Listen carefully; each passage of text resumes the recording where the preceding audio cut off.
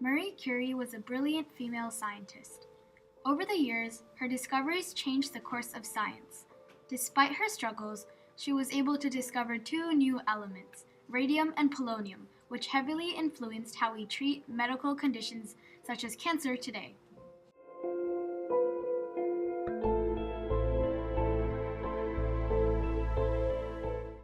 It all started in Warsaw on November 7, 1867, when Marie Curie, or Maria Sklodowska, her original name, was born.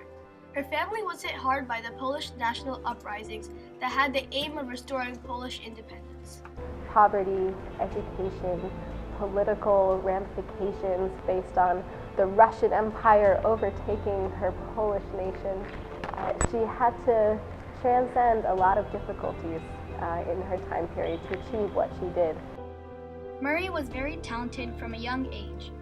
She started to read at the age of 4. Even as a young child, she was brilliant, and she encouraged and fed that brilliance to become the scientist that we all know so well. She also shared many fun times with her friend Albert Einstein.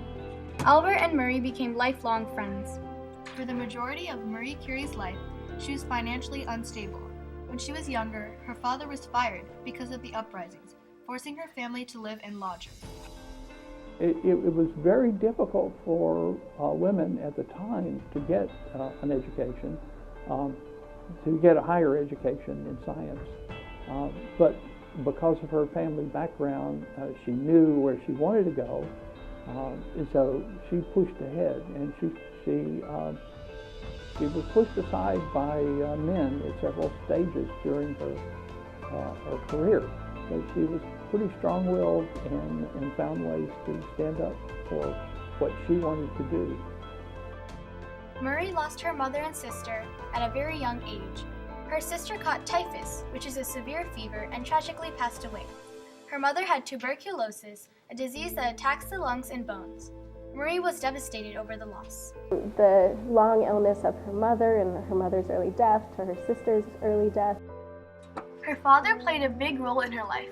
He was a teacher, so he taught Marie her first chemistry and physics lesson, despite the gender stereotypes at the time. Despite her gender, she found a way. Marie attended classes at the Flying University, which was an underground education movement. After her education at the Flying University, Marie Curie wanted more.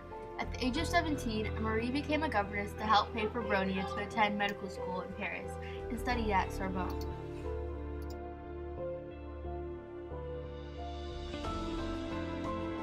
Here, Marie Curie met her soon-to-be husband, Pierre Curie. Marie and Pierre had a wonderful and strong relationship, as they were both husband and wife and scientific partners. Marie was a remarkable female scientist, but Pierre really influenced her as well. He was a huge part of her triumphs and success. Pierre even gave up his own research of crystals so he could work with Marie. She was, of course, devastated when he passed away after being hit in the streets by a streetcar. However, Marie continued to pour herself into her research. Marie was devastated at Pierre's early death. And even though that meant that as a widow she could own property, she couldn't, as a married woman, part of her soul. And I think that had a tremendous impact on her life. Marie decided to join the Red Cross in 1914, and World War I was in action at the time.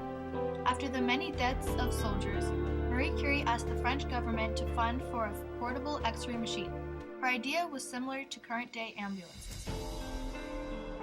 She had this fantastic idea of using this new X-ray technology in a mobile sort of way. Soldiers and surgeon soldiers do their medical work better. The government put a hold on her idea, but she wasn't a woman to give up. She went to the Union of Women of France, which is where she finally got the funding to build her car.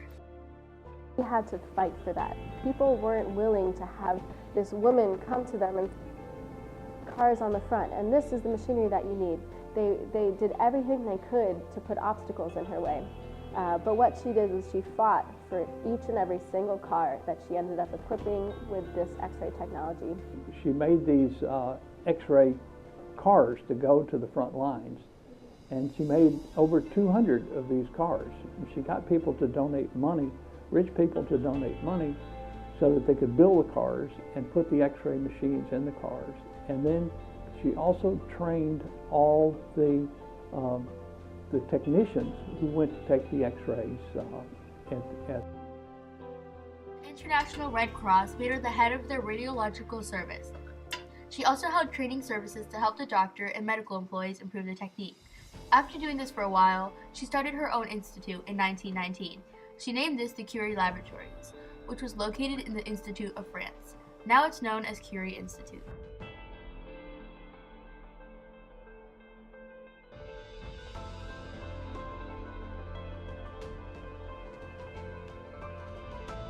Marie Curie's scientific discoveries made a big impact. In 1898, Marie Curie and Pierre Curie discovered polonium and radium. This discovery won her her first Nobel Prize in chemistry. In 1911, she got her second Nobel Prize in the field of physics. Marie Curie was and still is the only person to be presented with 2 Nobel Prizes in different fields. She was also the first woman to get a Nobel Prize. Her scientific accomplishments changed science itself and inspired young girls interested in science. With the authority granted by the Board of Chancellors, I take the greatest pleasure and honor in presenting to Madame Curie the gold medal of our college, the highest mark of distinction which we can confer upon anyone. And you, Madame Curie, has given to the world, more than any other single individual, that which we radiologists have longed for, the wonderful agent which has done more for the treatment of cancer than anything else in this wide world. We are deeply grateful to you, and we appreciate you coming here for this honor, which we're glad to bestow upon you. I'm trying to get this over your head. Collège américain de radiologie et de la Société américaine de radiologie pour le témoignage d'estime qu'elle m'a apporté ici et auquel je suis extrêmement sensible. Merci beaucoup, madame.